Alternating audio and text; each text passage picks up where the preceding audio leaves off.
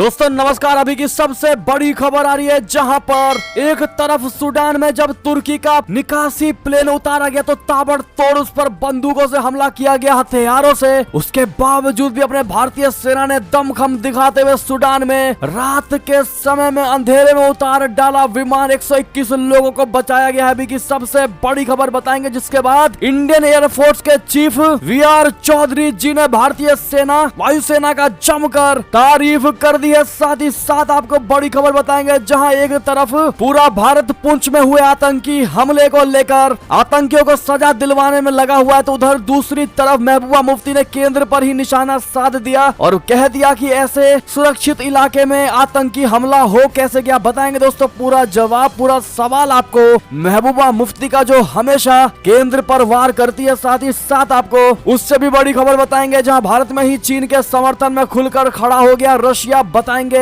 आखिर ऐसा क्या कह दिया, साथ ही साथ सारी जानकारियां बताएंगे, इसलिए बने रहेगा वीडियो के अंत तक। और अभी खबरों में आगे बढ़ने से पहले हमेशा की तरह अपने भारतीय सेनाओं का जी जान से समर्थन करते और मानते कि भारतीय सेना में वो शौर्य, ताकत, बल, क्षमता, पराक्रम है जो किसी अन्य देश की सेना में नहीं है। तो इस वीडियो को भी कर दीजिए लाइक, चैनल को कर दीजिए सब्सक्राइब, बेल आइकन दबाइए, साथ ही कमेंट बॉक्स में लिख दीजिएगा जय हिंद। जी हाँ, तो बात करते हैं पहली और सबसे बड़ी खबर की तरफ, जहां सूडान में दिखा भारतीय वायुसेना का साहस और शौर्य।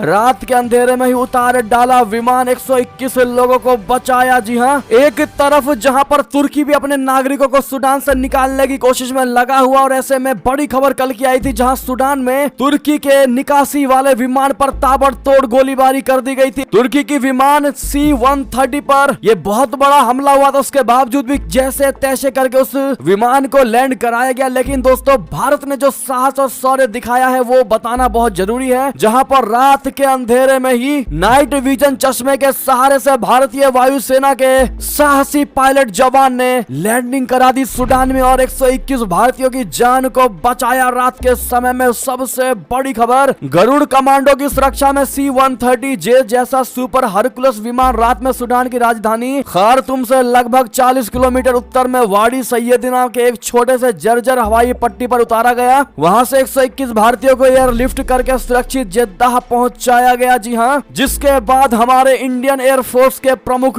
वी.आर. चौधरी जी ने कहा कि हमारी वायुसेना ने कठिन परिस्थितियों में जो बेहतर प्रदर्शन किया है वो तारीफे काबिल है। उन्होंने सूडान में वादी सीदना बचाव अभियान को लेकर कहा कि हमारी वायुसेना ने सबसे कठिन परिस्थितियों में अपनी मूल क्षमता का प्रदर्शन किया है। उन्होंने इस मिशन को अंजाम देने वाले एयर क्रूज को बधाई दी। साथ ही कहा कि मुझे लगता है कि भारतीय वायुसेना ने सबसे कठिन परिस्थितियों में हमारे संचालन को अंजाम देने में सक्षमता होने की अपनी मूल क्षमता का प्रदर्शन कर दिया है। मैं राष्ट्र को आश्वस्त करना चाहता हूं कि जब भी समय आएगा हम हमेशा अपने शक्तियों का इसी तरह प्रदर्शन करके दिखाएंगे। बहरहाल दोस्तों, भारतीय वायुसेना ने जो ये साहस दिखाया है, ये जानते हुए भी कि एयरपोर्ट पर भी गोलियां चल रही हैं, उसके बावजूद भी जो साहस दिखाया गया, अगर आप भी तारीफे काबिल मानते हैं तो कमेंट में थैंक यू इंडियन एयरफोर्स, और साथ ही साथ इस वीडियो को लाइक जरूर करिएगा दोस्तों, और शेयर करना बिल्कुल मत भूलिएगा। बात करते हैं एक और बड़ी खबर की, जहां पर महबूबा मुफ्ती का केंद्र पर निशाना, कहा इतने सुरक्षित इलाके में पुंछ आतंकी हमला कैसे हो गया, सवाल तो पूछा जाना चाहिए। बता दें, जम्मू कश्मीर की पूर्व मुख्यमंत्री और PDP प्रमुख महबूबा मुफ्ती ने शनिवार यानी 29 अप्रैल को केंद्र सरकार पर गंभीर सवाल उठाए हैं। उन्होंने कहा कि कुछ दिन पहले पुंछ में एक दुर्भाग्यपूर्ण घटना हुई थी, जिसमें हमारे 5 जवान शहीद हो गए थे। PDP अध्यक्ष महबूबा मुफ्ती ने जम्मू कश्मीर के पूर्व राज्यपाल सत्यपाल मलिक के हालिया इंटरव्यू का हवाला देते हुए पुलवामा हमले पर केंद्र को घेरा। उन्होंने कहा कि सत्यपाल मलिक ने कहा था कि सरकार ने पुलवामा हमले को छिपाने की कोशिश की। सवाल पूछा जाना चाहिए कि इतने सुरक्षित इलाके में पुंछ आतंकी हमला हो कैसे गया। जम्मू कश्मीर प्रशासन पर सवालिया निशान उठाते हुए महबूबा मुफ्ती ने कहा कि पुंछ आतंकी हमले को लेकर यहाँ लोगों को पकड़ा जा रहा है, उन्हें प्रताड़ित किया जा रहा है और पूछताछ की जा रही है। मुख्तार शाह नाम के शख्स को पहले गिरफ्तार किया गया था, लेकिन बाद में कहा गया कि उसने पुलिस हिरासत में आत्महत्या कर ली। हिरासत में कोई कैसे आत्महत्या कर सकता है। महबूबा मुफ्ती ने कहा कि मुख्तार शाह के परिवार का कहना है कि उन्हें घर से उठाया गया था। NIA और दूसरे एजेंसियों ने भी उनके घर पर छापा मारा था, घर में तोड़ फोड़ की गई थी। पुलिस और सेना उन परिवारों को परेशान कर रही है। जी हाँ दोस्तों, ये बयान है महबूबा मुफ्ती के,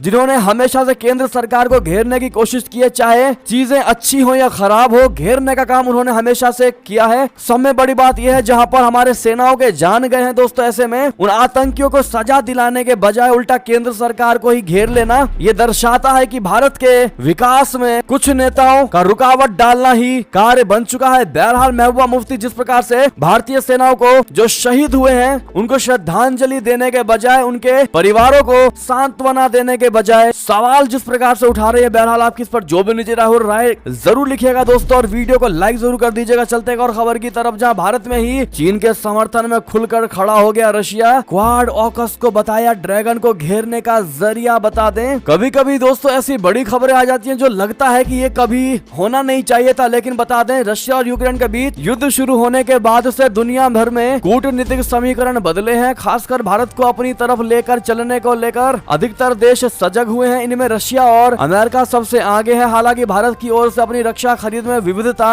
बढ़ाना रशिया को कुछ खास रास नहीं आ रहा है। इतना ही नहीं, यूक्रेन से युद्ध में चीन की तरफ से मिले अप्रत्यक्ष समर्थन के बाद रूस भी अब अलग अलग मुद्दों पर उसके बचाव में खड़ा दिखता है। खासकर अमेरिका और पश्चिमी देशों के खिलाफ। इससे जुड़ा एक वाकया शुक्रवार को फिर सामने आया, जब भारत में आयोजित संघाई सहयोग संगठन की बैठक में रशिया के रक्षा मंत्री ने अमेरिका के सहयोग वाले बहुपक्षीय संगठन क्वाड और ऑकस की खुले मंच से निंदा कर दी और इन्हीं चीन को घेरने का प्रयास बताया। रशिया के रक्षा मंत्री सेर्गेई शोइगु ने एससीओ देशों के रक्षा मंत्रियों की बैठक के दौरान कहा कि अमेरिका और उसके साथी देश एशिया प्रशांत में बहुपक्षीय दुनिया के गठन का विरोध कर रहे हैं। इसके लिए वे सैन्य और राजनीतिक गठबंधन भी बनाने में जुटे हैं, जैसे कि क्वाड और ऑकस, जिन्हें नाटो के साथ जोड़ने की कोशिश की जा रही है। शोइगु ने कहा कि मुक्त और खुले हिंद प्रशांत क्षेत्र की अवधारणा को बढ़ावा दिया जा रहा है ताकि चीन को घेरा जा सके। इसके लिए एक फ्रंट बनाया जा रहा है। उन्होंने कहा कि अमेरिका और उसके मददगार एक कूटनीतिक एजेंडा चला रहे हैं ताकि रशिया और चीन के बीच सैन्य टकराव को भड़काया जा सके। ऐसे में भारत में आकर कहीं रशिया ने चीन की तरफदारी कर दी है। इस पर आपका क्या टेक होने वाला है दोस्तों, बताइएगा जरूर। एक और खबर की बात करते हैं, जहां जिस मंच का दुरुपयोग करता है पाकिस्तान, अब वहीं से होगा पीएम मोदी के मन की बात का 100वां एपिसोड का लाइव प्रसारण। बता दें, प्रधानमंत्री नरेंद्र मोदी के मासिक रेडियो कार्यक्रम मन की बात की 100वीं कड़ी का यहां संयुक्त राष्ट्र मुख्यालय में सीधा प्रसारण किया जाएगा। संयुक्त राष्ट्र में भारत के स्थायी मिशन ने ट्वीट किया कि ऐतिहासिक क्षण के लिए तैयार हो जाइए। प्रधानमंत्री मोदी के मन की बात कार्यक्रम की 100वीं कड़ी का संयुक्त राष्ट्र मुख्यालय के ट्रस्टीशिप काउंसिल चैम्बर में 30 अप्रैल को सीधा प्रसारण किया जाएगा। प्रधानमंत्री मोदी के मन की बात का पहला एपिसोड 3 अक्टूबर 2014 शुक्रवार को विजयादशमी के शुभ अवसर पर प्रसारित किया गया था। तो वहीं अप्रैल 2015 से मन की बात हर महीने के आखिरी रविवार को प्रसारित किया जाता है। कुल 30 मिनट के इस कार्यक्रम की 100वीं कड़ी 30 अप्रैल को भारतीय समय के अनुसार पूर्वाह्न 11 बजे और न्यूयॉर्क में शनिवार देर रात 1:30 बजे प्रसारित होगी। संयुक्त राष्ट्र मुख्यालय यानी UNHQ यूनाइटेड नेशन के हेडक्वार्टर में कार्यक्रम का सीधा प्रसारण ऐतिहासिक एवं अभूतपूर्व घटना होगी। ऐसे में सबसे बड़ी बात यही है कि जिस मंच का पाकिस्तान दुरुपयोग करता है भारत पर हमला करने के लिए, भारत पर जहर घोलने के लिए, भारत को गिराने के लिए, अब वही उसी मंच से पीएम मोदी के मन की बात का 100वां एपिसोड लाइव चलाया जाएगा। अगर आप भी मानते हैं कि वाकई में भारत ने और मोदी जी के नेतृत्व में भारत ने वाकई में बहुत कुछ करके दिखा दिया है, तो कमेंट में